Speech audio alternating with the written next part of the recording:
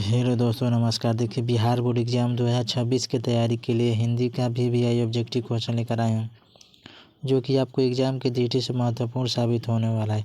तो चलिए दोस्तों, जल्दी से सेशन को चालू करते हैं। देखिए, आज का हमारा पहला प्रश्न है, सुमित्रा नंदन पंत का जन्म कब हुआ था? ए 1800 ईस्वी में, बी 1700 ईस्वी में, सी 1920 ईस्वी में, डी 1905 ईस्वी में।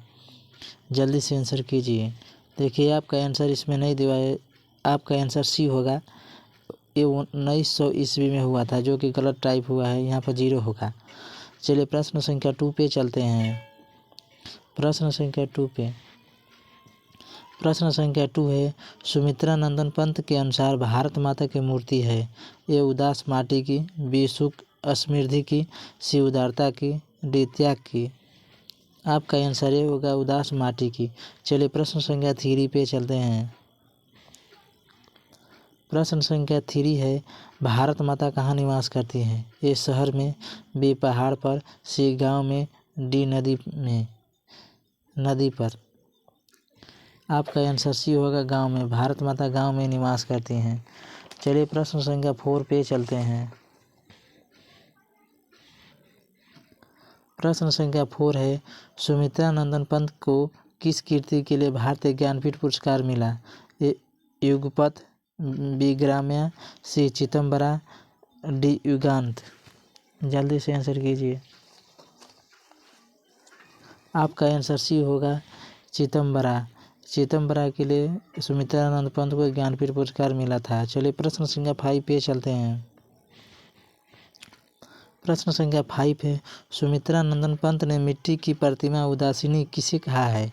ए मूर्ति को, बी माता को, सी बी माता को, डी भारत माता को। आपका आंसर डी होगा भारत माता को।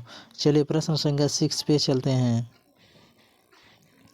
प्रश्न संख्या 6 है, सुमित्रा नंदन पंत के पिताजी का नाम है? ए गंगादत्त, बी गंगाधर, सी श्रीधर, डी शिवदत्त। जल्दी से आंसर कीजिए। आपका आंसर ये होगा गंगादत्त। चलिए प्रश्न संख्या 7 पे चलते हैं। प्रश्न संख्या 7 है, गीता प्रकाशिनी किसके लिए प्रयुक्त है? ए धरती माता, बी पृथ्वी माता, सी सीता माता, डी भारत माता। आपका आंसर डी होगा भारत माता। चलिए प्रश्न संख्या 8 पे चलते हैं। प्रश्न संख्या 8 है, सुमित्रा नंदन पंत का जन्म कहाँ हुआ था? ए कौसानी में, बी श्यामावली में, सी चंपारण, डी मेरठ। आपका आंसर ये होगा कौसानी में सुमित्रा नंदन पंत का जन्म हुआ था। चलिए प्रश्न संख्या 9 पे चलते हैं। प्रश्न संख्या 9 है, सुमित्रा नंदन पंत ने अंतिम काव्य लिखा था? ए ऊँचवास, बी बादल, सी युगवाणी, डी लोकायतन। जल्दी से आंसर कीजिए।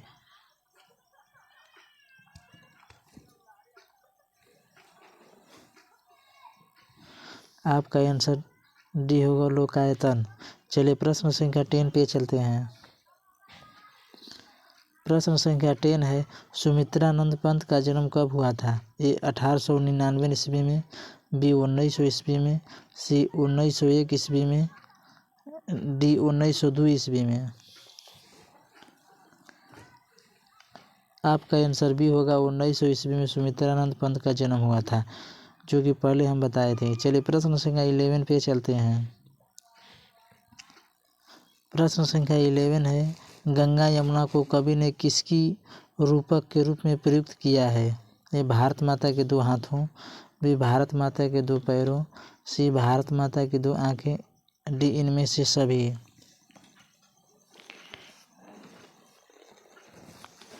जल्दी से आंसर कीजिए। आपका आंसर सी होगा भारत माता की 2 आँखें। चलिए प्रश्न संख्या 12 पे चलते हैं। प्रश्न संख्या 12 है, प्रकृति का सुकुमार कवि किसे कहा गया है?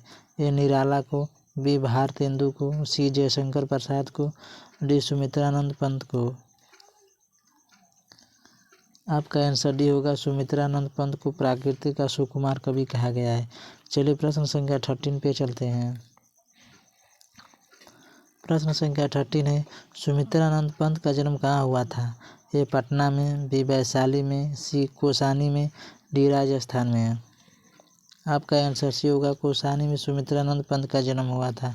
चलिए प्रश्न संख्या 14 पे चलते हैं। प्रश्न संख्या 14 है, सुमित्रानंद पंत की माता का क्या नाम था? ए सरस्वती देवी, बी लक्ष्मी देवी, सी बुधिया देवी, डी सुमिता देवी। आपका आंसर होगा सरस्वती देवी। चलिए प्रश्न संख्या 15 पे चलते हैं। प्रश्न संख्या 15 है, सुमित्रानंदन पंत ने हाई स्कूल की शिक्षा कहाँ पाई? ए मुगल सराय में, बी बनारस में, सी हरिद्वार में, डी पाटलिपुत्र में। आपका आंसर भी होगा बनारस में। चलिए प्रश्न संख्या 16 पे चलते हैं। प्रश्न संख्या 16 है, सुमित्रानंदन पंत किस युग के कवि हैं? ए भारतेंदु युग के, बी द्विवेदी युग के, सी छायावाद युग के, डी इनमें से कोई नहीं। आपका आंसर सी होगा छायावाद युग के। चलिए प्रश्न संख्या 17 पे चलते हैं। प्रश्न संख्या 17 है, भारत माता कविता के रचनाकार हैं? ए सुमित्रानंदन पंत, बी सूर्यकांत त्रिपाठी निराला, सी रामधारी सिंह दिनकर, डी इनमें से कोई नहीं। आपका आंसर होगा सुमित्रानंद पंत। चलिए प्रश्न संख्या 18 पे चलते हैं। प्रश्न संख्या 18 है, युगवाणी किनकी रचना है? ए सुमित्रानंद पंत की, बी सूर्यकांत त्रिपाठी निराला की, सी रामधारी सिंह दिनकर की, डी इनमें से कोई नहीं।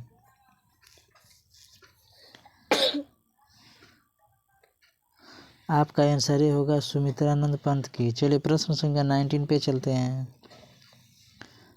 प्रश्न संख्या 19 है, सुमित्रानंदन पंत ने प्रायोसिनी किसे कहा है? भारतीय जनता को, बी भारत माता को, सी भारत माँ के संतान को, डी इनमें से कोई नहीं।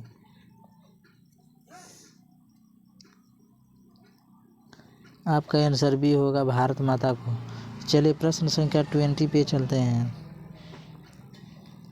प्रश्न संख्या 20 है, सुमित्रानंद पंत का निधन कब हुआ था? ए 19 दिसंबर 1977 को, बी 30 दिसंबर 1977 को, सी 31 दिसंबर 1977 को, डी 1 जनवरी 1978 को। आपका आंसर ये होगा 19 दिसंबर 1977 को सुमित्रानंद पंत का निधन हुआ था। चलिए प्रश्न संख्या 21 पे चलते हैं। देखिए 20 ही प्रश्न था। यह वीडियो अच्छी लगी तो प्लीज़ चैनल को लाइक और सब्सक्राइब कीजिए, क्योंकि ऐसे वीडियो आपके लिए हम डेली लेकर आते रहते हैं। धन्यवाद दोस्तों। जय हिंद, जय भारत।